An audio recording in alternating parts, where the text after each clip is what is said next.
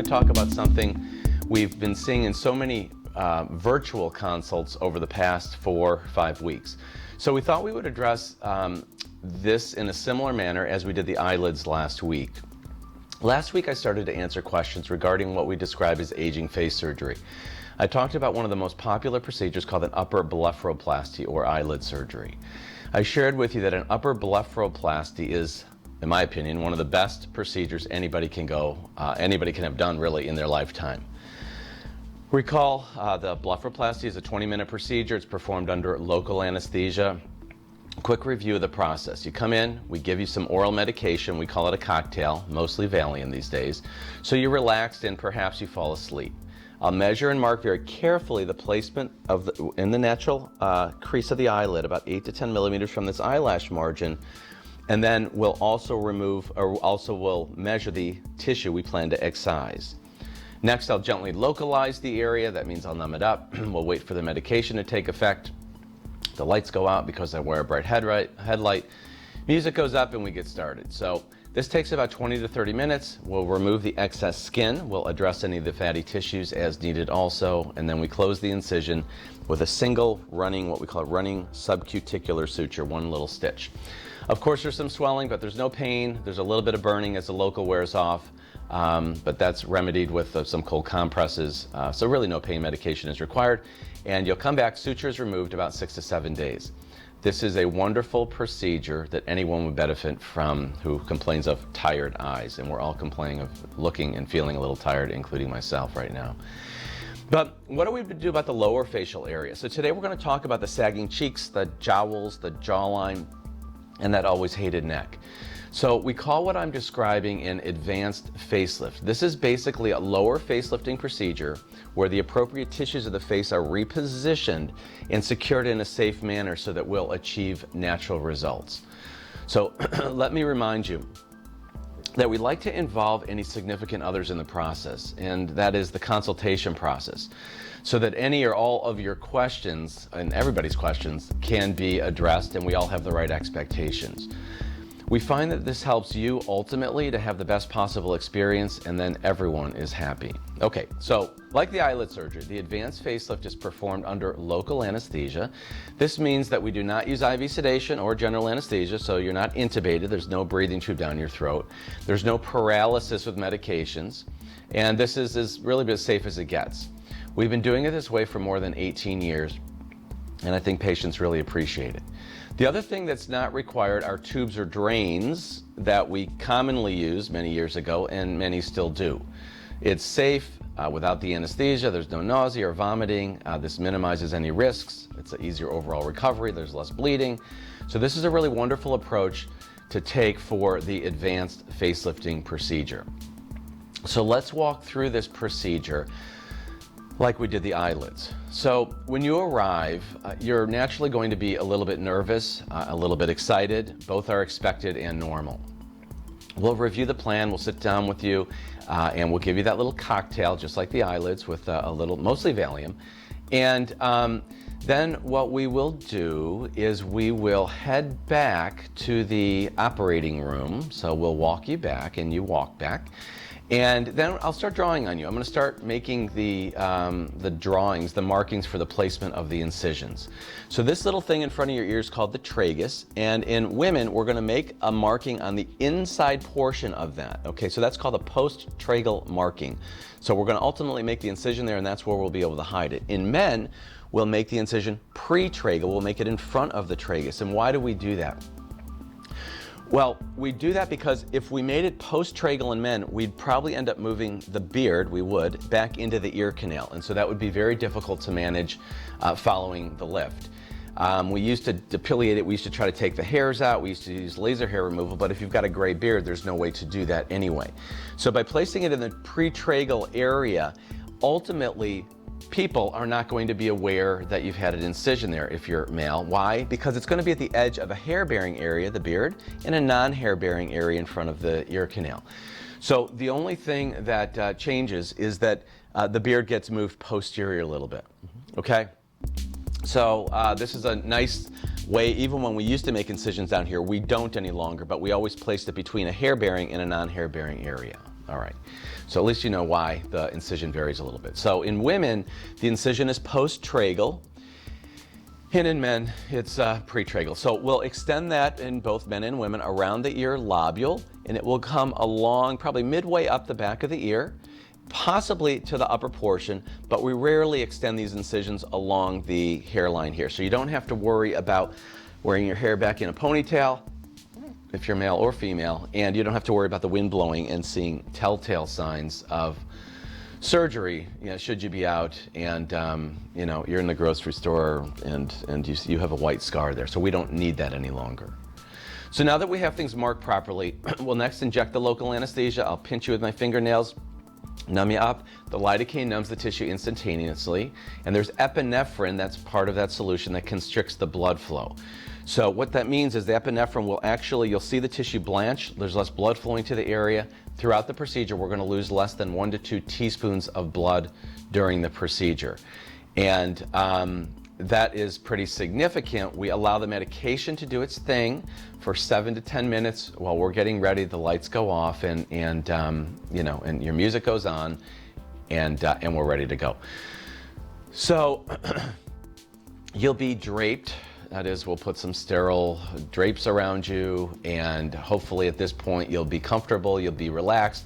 But the truth is, it takes about 15 minutes for you to really trust us that things are okay, all right? So we'll get started with the surgery, and as I just mentioned, we're gonna make this previously marked incision, and generally I'll start on the left side. I just do that by convention, and what I'm gonna do is I'm gonna elevate the skin, and beneath the skin there's a layer called the SMAS. It is the submusculoepineuritic system, that's the name. So this is the acronym. Very simply, it's a fascial layer or a connective tissue layer. And this layer, just like a boneless chicken breast, I'll tell people, that white fibrous layer before you get to the chicken meat, we've got the same thing. And so what we're going to do, this is descended over time, we're going to advance this, or we're going to support it so that we're elevating the tissues. Down here, okay, so here's the incision. Elevate it, here's the SMAS. As we elevate the SMAS, the skin's coming with it, okay, and we're going to secure that SMAS to a more superior or higher level. So we'll use several sutures to support this, and we call these interrupted sutures. These are dissolvable sutures. We'll use 4, 5, 6 of them throughout the face. The vector, the orientation of these things will be different to reposition and secure the SMAS. Okay. In addition, we've introduced another type of suture called a Quill Suture over the past 5 or 6 years. So let me digress for a moment and just take you back, I don't know, 15 years or so. Some of you may remember there was a procedure called the contour thread lift. And this was, and I guess it still is, a procedure that some people use. And we did this for about a year, many years ago. At the time, remember, we were performing facelifts under general anesthesia and IV sedation. So it's, for many people, this was too much. It was too risky. They didn't want to undergo that sort of surgery. So we were trying to find a way for a more minimally invasive procedure, the contour thread lift at the time, to perform. So and of course today with the advanced lift, it's done under local anyway, so you'll see a big difference in terms of actually what we're doing. So the thread lift actually works. So what would we do? Let's say we were trying to improve the jowl. We'd make a little nick in the skin with a 15 blade. We would pass the suture beneath the skin. It would exit right through just the needle would come through the skin. We would enter exactly back through that little hole, grab a little bit of the dermis, feed the suture up here, retrieve it, and we would be able to pull and tighten. And it elevated the skin. Actually did a pretty good job. And because this is a quill suture, it's like a porcupine quill, it really engaged the tissue well. But here's the problem. We ended up with bunched up skin. You can imagine, we've tightened this, now we end up with bunched up skin in this area. So we needed to go back and make a little incision along this area anyway. So at that point, we're extending the incision. It's not just a little nick, okay, not a big deal. So we would clean that tissue, get rid of the extra tissue, and then we would use some sutures to close it. So that worked pretty well. But remember, this suture was in the skin; it wasn't in the SMAS. So what happens is, when it's in the skin, we're trying to pull, and that works. The problem is that skin is dynamic; it stretches, and so around this ear lobule, certainly. There's tension on this area, and the earlobe ends up getting pulled down under the ear, and we call this a Pixie Ear Deformity. So there were a lot of associated common problems with this. too much tension, and we still see that today, so we really pay attention to removing the tension from the skin. Otherwise, the face looks unnatural anyway. All right, so let me get back to the thread lift. So this suture was permanent, and that sounds good, but the problem is after a while, after your face moves and you're animating, what would happen is that these sutures would actually, those little quill, the little quill end would sort of break off, and these things would become mobile. So you could feel them, you could palpate them in the skin, you could feel little edges floating around, especially if we did the brow, but we used them all over the face. And so we ended up removing about 80 to 90% of these sutures. And you know, we always said, geez, I wish we had a dissolvable suture like this that we could use. Well, years later, we've got a dissolvable suture, and so that is the Quill Suture.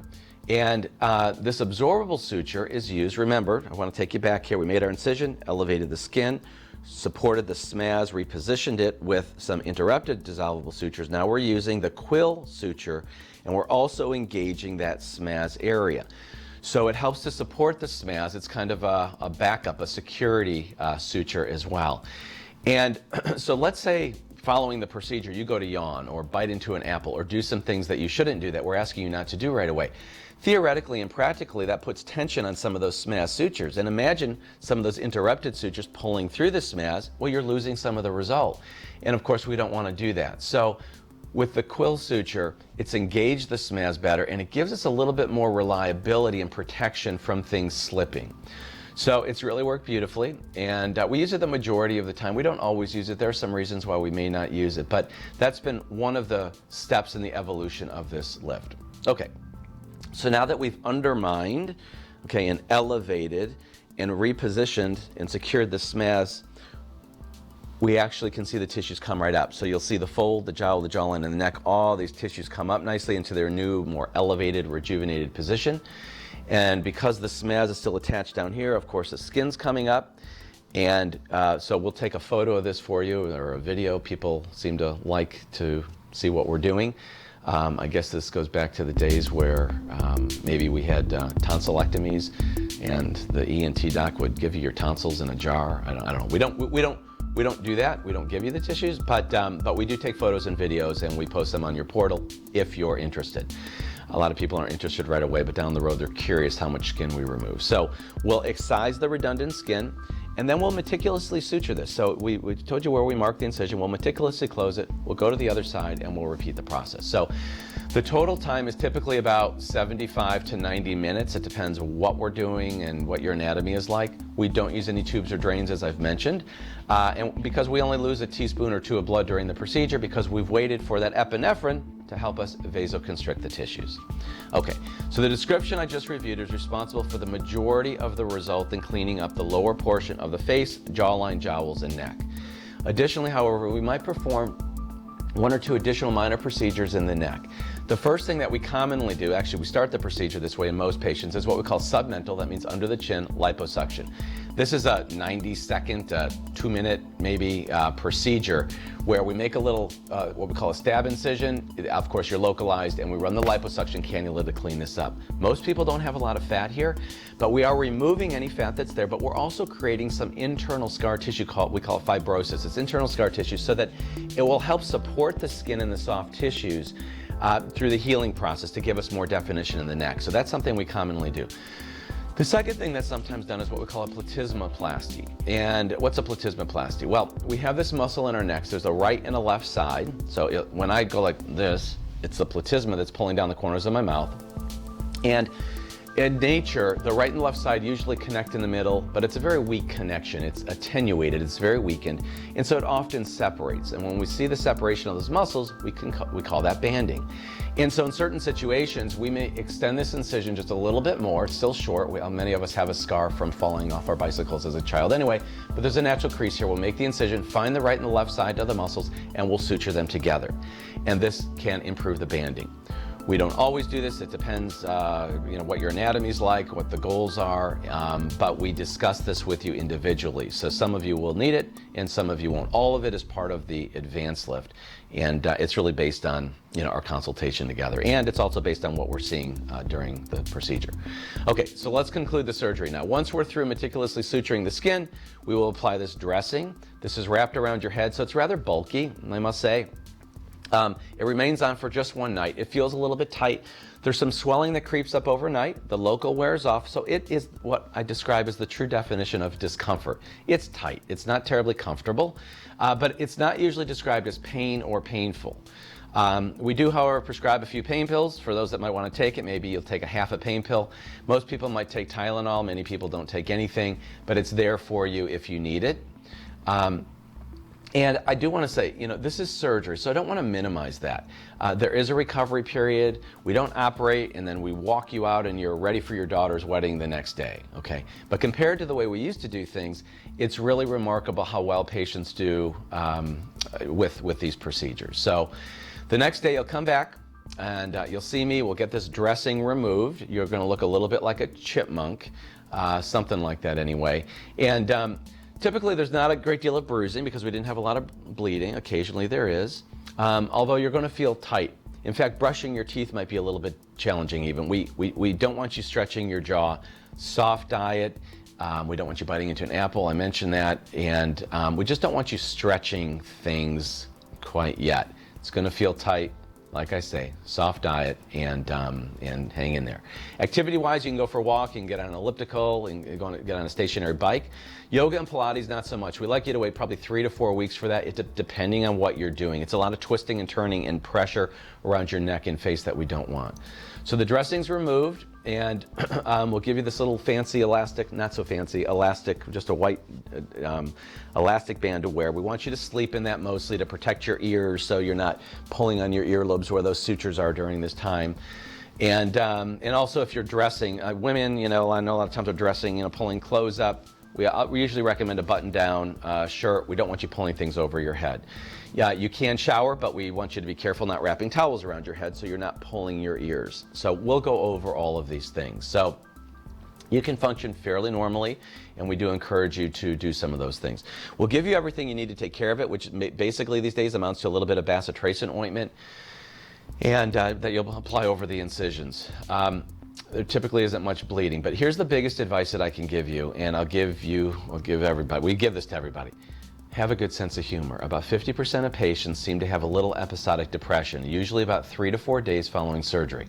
This occurs with all surgery, in fact, but we pay more attention to it with the procedures that we do because I think we're just a little bit more in tune with establishing and creating a great experience for you. So you'll hear me say, keep a good sense of humor. And this is also why I mentioned earlier that we like to involve significant others in the process as much as we can early on. And that way, they'll know what to expect, you'll know what to expect, and you'll have a more wonderful experience. In the past, we've had significant others, either intentionally or unintentionally, say things during the recovery period that really got patients unnecessarily worried. And this is because they weren't part of the process. They don't know what's normal, so they see swelling and they worry, and they hear about tightness and they worry. So perhaps watching one of these videos is a great place to start. Obviously, we've got a lot of true selfie videos that we do have patients watch. You can watch a patient. You don't have to listen to me. You can actually watch a patient through the process. Okay, so 6 to 7 days after the lift, then you'll come back, and these sutures that we placed are dissolvable, but they don't dissolve that quickly. So you'll come back in, and we will have them removed. I'll help you remove them. And at that point, ladies can wear makeup if you need to, anywhere over the incisions. Men can too. Sometimes the incision's a little bit erythematous or it's a little bit pink, and so we might put a little bit of tinted moisturizer or sunscreen on for men as well. We'll obviously continue to follow up, but as the second week of recovery ensues, you usually will start to look pretty good, not perfect. And most people are returning to work about 7 to 9 days. Some return sooner. It seems like realtors as a group get back right away. And they're good at accessorizing, and they seem to get back out there. In fact, we had 2 ladies from Indiana come in, and both their procedures were the same day. They stayed across the street at the Marriott, and the night of the procedure, with their dressings on, They went over to Home Goods or they were shopping in the Rookwood area here, and they didn't care. Next day they came back, we got their dressings off, they did all their hair and makeup, drove back to Indiana, drove back to their offices and started to work. Obviously that's not typical, but depending on the confidence you have and who you're around, you feel well. It's just that you're swollen and it's obvious you've had something done, so I don't want to minimize that too much. We like to be realistic, which is why we'll sit down depending on what you have planned. For those of you who are part of weddings or mothers of the brides or fathers of the brides or whatever, we want to give you 6 weeks, okay?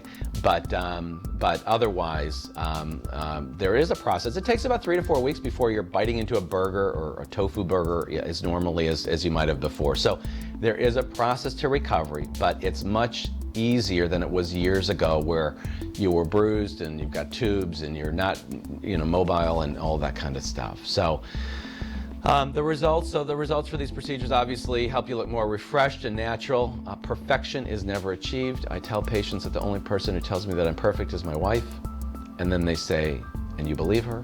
But anyway, I won't go there. But we do strive for perfection, but we never achieve it. We can guarantee that you'll look natural and more refreshed. These the procedures work. The specific result varies from person to person depending on your individual anatomy, your genetics, your sun damage, any medical illnesses, and so forth. So in summary, I hope you understand a little bit more about the advanced lift. Hope it was helpful. We've got a lot of other videos, as I've mentioned, other educational videos, talking heads like this, but we have more with true selfies with regards to patients going through these things, kind of narrating their own procedure, looking back on it. And I think that those are very effective, men and women and various ages. So anyway, we'd be happy to see you for a virtual consultation. Simply go to our website. There's a button right now that says virtual consultation, really easy. Of course, we're also thrilled to see you in the office, and I'm keeping my fingers crossed. We miss our patients. I hope to get back to the office within 2 weeks here, but please, in the meantime, send me your questions, photos, videos, whatever. I'm happy to discuss any questions that you have, any concerns that you have, and thank you again, and we look forward to seeing you.